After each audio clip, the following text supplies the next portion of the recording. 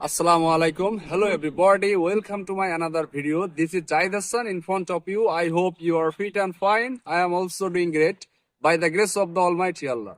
আজকে আমরা স্পোকেন ইংলিশের খুব মজাদার দুইটা ওয়ার্ড নিয়ে আলোচনা করব, কারণ এই দুইটা ওয়ার্ড ব্যতীত কিন্তু আপনি স্পোকেন ইংলিশে কথা বলতে পারবেন না।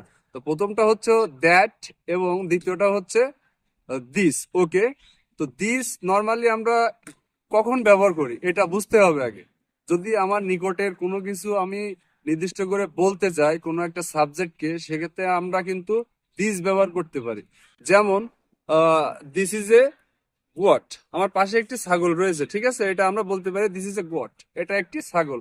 কিন্তু যদি ছাগলগুলো দূরে থাকতো, দূরে কোথাও থাকতো, তখন আমরা বলতাম দিসটা কিন্তু আপনার ব্যবহার করতে পারতাম না, তখন কিন্তু দ্যাট ব্যবহার করতে হতো। কারণ দূরের কোনো কিছু বুঝাইতে গেলে আমরা নর্মালি কি ইউজ করে থাকি, দ্যাট ইউজ করে থাকি। তো দ্যাট ইজ এ গোট, ঠিক আছে, এটা একটা ছাগল।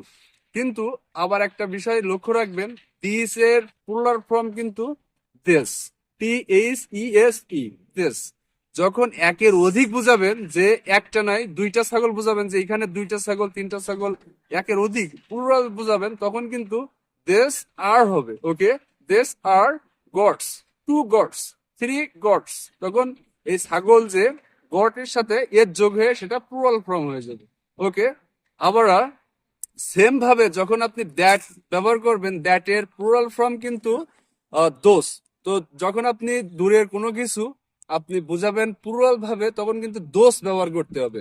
দোস আর 2 গডস, দোস আর 3 গডস। এভাবে কিন্তু আপনি স্পোকেন ইংলিশে খুব সুন্দরভাবে দ্যাট এবং দিসের ব্যবহার করে স্পোকেন ইংলিশে ফ্লুয়েন্টলি কথা বলতে পারবেন।